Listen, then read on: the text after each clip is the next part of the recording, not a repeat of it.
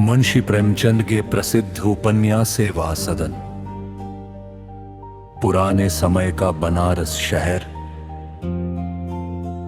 संकरी गलियां, मंदिरों की घंटियां और समाज के कठोर नियम। उसी शहर में एक सुंदर और संस्कारी लड़की रहती थी, सुमन। सुमन एक मध्यम वर्गीय परिवार की बेटी थी। उसके पिता ईमानदार थे, लेकिन आर्थिक रूप से बहुत कमजोर। घर में गरीबी थी, फिर भी सुमन ने कभी शिकायत नहीं की। वो सपने देखती थी कि उसका विवाह किसी अच्छे और समझदार व्यक्ति से होगा, जहां उसे सम्मान और प्यार मिलेगा। लेकिन उस समय समाज में दहेज प्रथा बहुत बड़ी समस्या थी।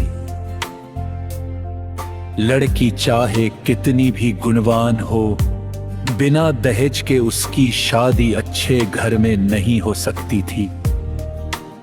सुमन के पिता भी इसी चिंता में दिन रात घुलते रहते थे। कई रिश्ते आए, लेकिन हर जगह दहेज की मांग सामने आ जाती।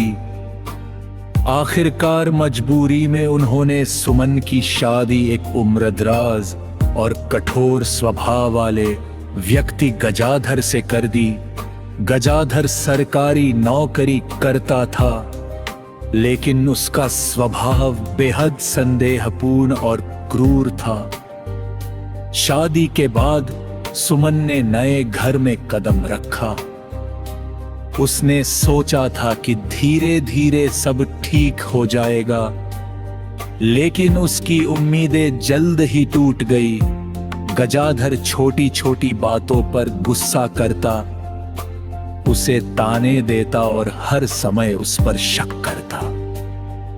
सुमन का जीवन धीरे धीरे एक कैद बन गया। एक दिन घर में पैसों को लेकर झगड़ा हुआ। गजाधर ने सुमन का अपमान करते हुए कहा कि वो उसके लिए बोझ है। ये सुनकर सुमन का दिल टूट गया। वह पूरी रात रोती रही। उसे लगा कि इस समाज में स्त्री की कोई इज्जत नहीं है। समय बीतता गया। गजाधर का व्यवहार और कठोर होता गया। आखिरकार एक दिन सुमन घर छोड़कर चली गई। उस समय एक अकेली स्त्री के लिए समाज में जीना बहुत कठिन था। लोग उसे गलत नजरों से देखने लगे। कोई मदद करने को तैयार नहीं था। भूख और बेबसी ने सुमन को ऐसी राह पर धकेल दिया जिसकी उसने कभी कल्पना भी नहीं की थी। वह एक कोठे तक पहुंच गई।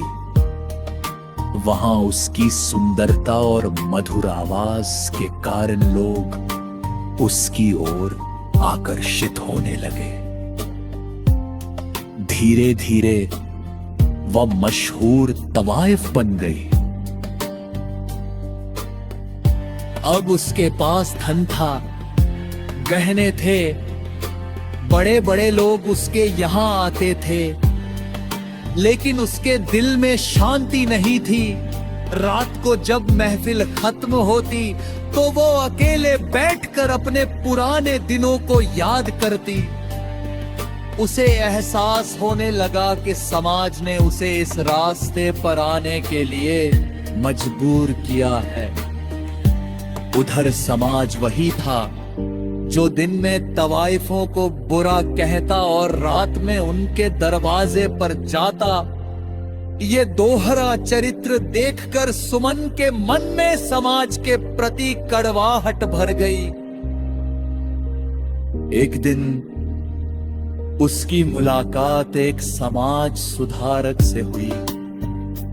उसने सुमन से कहा, गलती तुम्हारी नहीं, उस समाज की है जिसने तुम्हें सम्मान से जीने का अधिकार नहीं दिया। इन शब्दों ने सुमन की सोच बदल दी। उसने तय किया कि वह अपना जीवन अब दूसरों की मदद में लगाएगी। उसी समय शहर में सेवा सदन नाम की संस्था खुली, जहां बेसहारा और पीड़ित महिलाओं को सहारा दिया जाता था। सुमन वहां रहने लगी और महिलाओं की सेवा करने लगी। धीरे धीरे उसे आत्मिक शांति मिलने लगी। अब वह दूसरों को वही गलती करने से रोकती जो परिस्थितियों ने उससे करवाई थी। समय के साथ सुमन पूरी तरह बदल गई। लोग अब उसे सम्मान की नजर से देखने लगे। उसने अपने दुखों को अपनी ताकत बना लिया। कहानी के अंत में प्रेमचंद ये संदेश देते हैं कि समाज की कुरीतियां जैसे दहेज प्रथा, स्त्रियों के प्रति भेदभाव और पुरुषों का दोहरा चरित्र किसी भी स्त्री का जीवन बर्बाद कर सकते हैं। अगर समाज महिलाओं को सम्मान और सहारा दे तो उनका जीवन बदल सकता है।